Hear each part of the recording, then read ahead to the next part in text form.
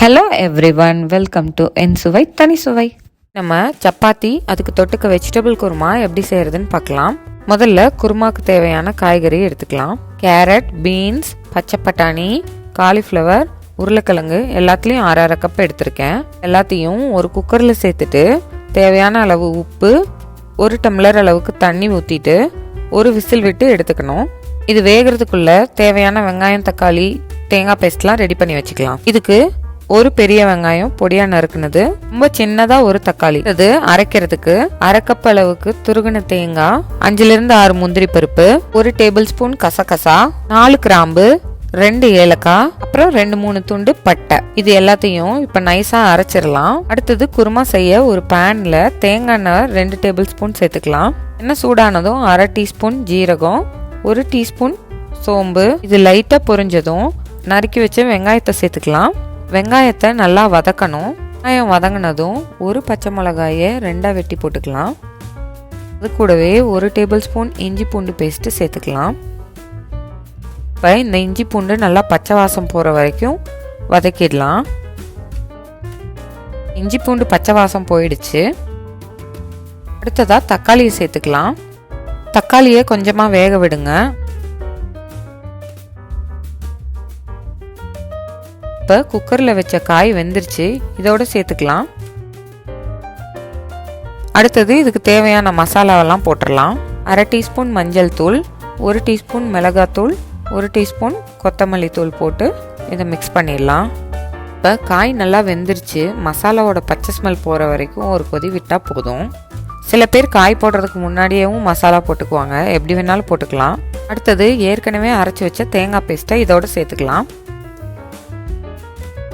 அப்புறம் கொஞ்சமாக தண்ணி சேர்த்துக்கோங்க.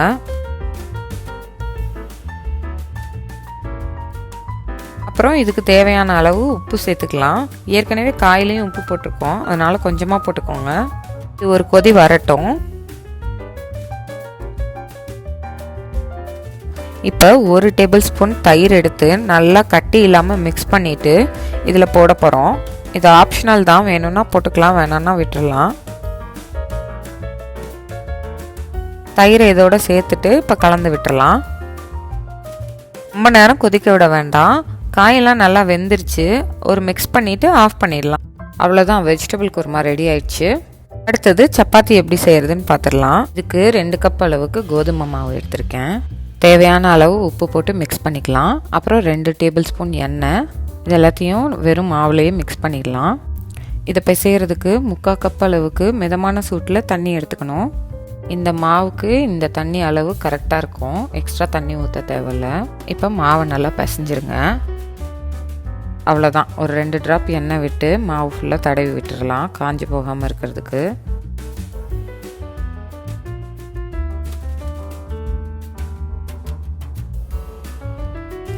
இந்த மாதிரி அழுத்தினா மாவு உள்ளே போகும். இப்போ இதை சின்ன சின்ன உருண்டையாக உருட்டி வச்சுக்கலாம். உருட்டிட்டு இதை தேய்ச்சி போட ஆரம்பிச்சிடலாம்.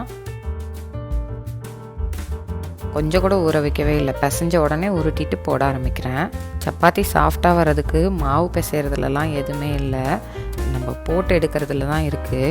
நிறைய பேர் எங்கிட்ட இந்த சப்பாத்தி ரெசிபி கேட்டதுக்காக இந்த சப்பாத்தி ரெசிபி. இந்த மாதிரி கல்லில் போட்டுட்டு பேக் டு பேக் திருப்பிட்டே இருக்கணும். கொஞ்சமாக லைட்டாக ஆயில் போட்டுக்கணும். ரொம்ப நேரம் ஒரு சைடு வேக விட்டோம்னா அதுதான் சப்பாத்தி ஹார்ட் ஆகிறதுக்கான ரீசன்.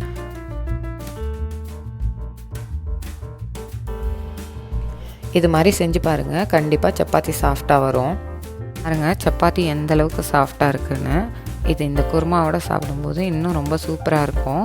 நீங்களும் செஞ்சு பார்த்துட்டு எப்படி இருக்குன்னு சொல்லுங்கள். மறக்காமல் லைக் பண்ணுங்கள், ஷேர் பண்ணுங்கள், சப்ஸ்கிரைப் பண்ணுங்கள். தேங்க்யூ.